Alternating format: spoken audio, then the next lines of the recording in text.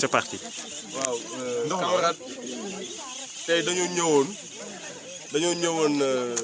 fii si ñàgg Tivaouane Peulh ñàgg ñu xool suñuy terrain.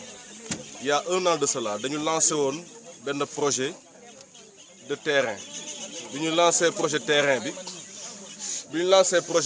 bi ñu ñëwoon def terrassement yi def les levées ba ñu def ay bornes def ay numéros. Première tranche bi constitué woon ci 92 parcelles jot nañu identifier parcelles yëpp. Je crois que si kanam dinañ jox quelques personnes si acquéreurs yi ñoom ñu wax ñoom it ndax gis nañ seen parcelle am déet.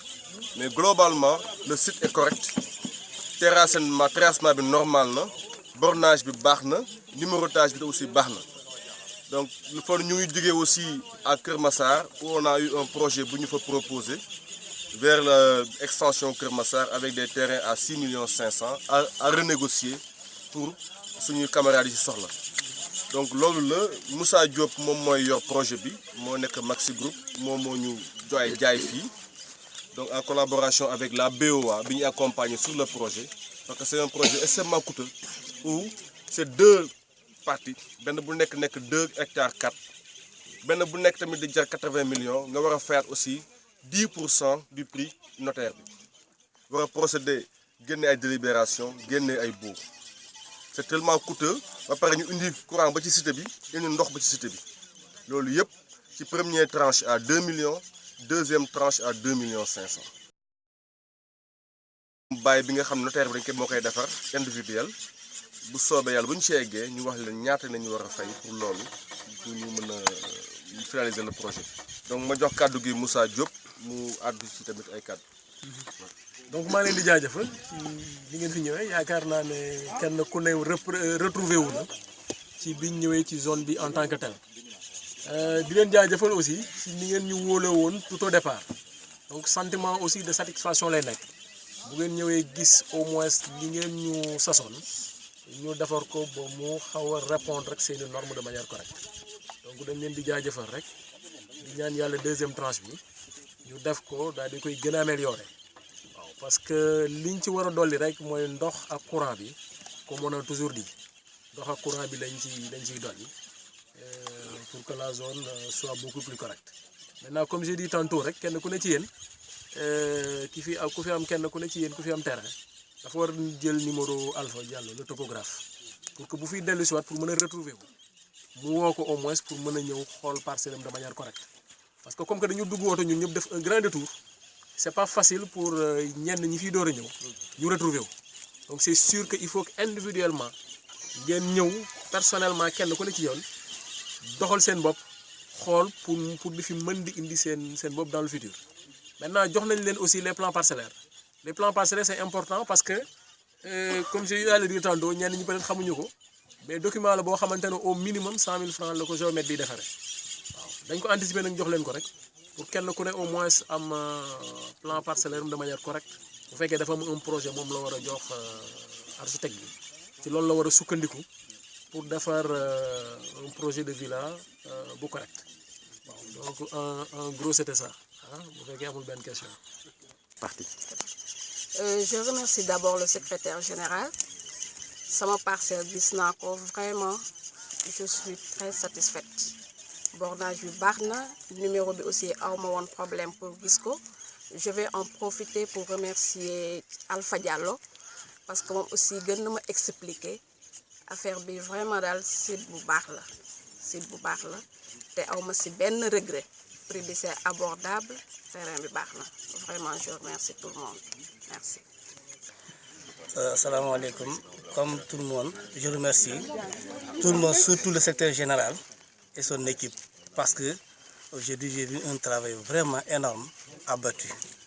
Les terrains sont visibles, moi j'ai vu mes 2 terrains sans aucun problème, le géomètre m'a expliqué, les bornes et les numéros c'est bien fait, c'est garanti et donc vraiment je suis animé d'une satisfaction totale et j'appelle à tout le monde de continuer vraiment à croire notre secrétaire général et son équipe parce que c'est très rare de voir des gens faire de telle sorte au point que c'est les gens qui sont derrière eux acquérir des situations de parcelles dans Dakar à des moments très courts et à des prix très abordables. Vraiment, on les remercie très sincèrement. Nous sommes satisfaits. Nous avons vu nos terrains, il n'y a pas de problème. C'est parti. Voilà, merci maa ngi gërëm ñëpp di leen encourager ku nekk sa tur ak sa sant parce que nii la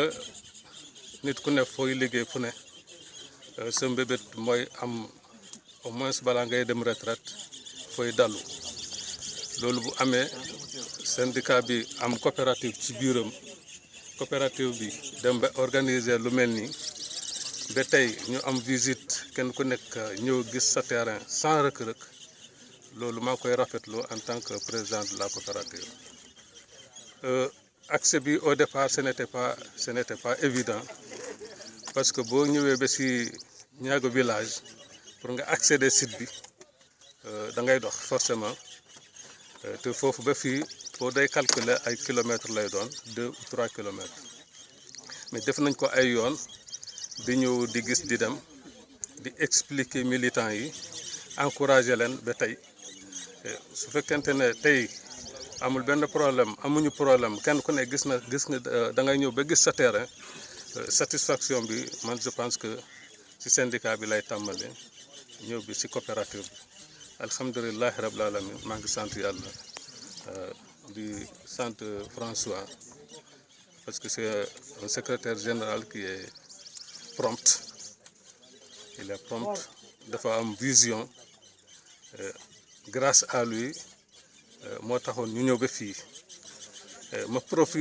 bëgg profité pour xamal nit ñi ne ci biir programme visite tey il était prévu de visiter le site de Lac Rose et de Déni Birane Ndao. Mais ça ne peut pas être parce que comme il l'a expliqué tout au début, la coopérative veut éviter comme les délibérations pour les difficultés qu'il y a. Nous avons si titre foncier ou à la limite mu nekk site bu am bail. Moo tax tey ñu war a surseoir visite bi à partir du site de Niaga. La prochaine fois su fekkente ne loolu dinañ amaat yeneen site yu gën a clair ci affaire këyit on va vous faire parvenir mais pour le moment tey la pour tey fii la ñu yemagum. La deuxième chose mooy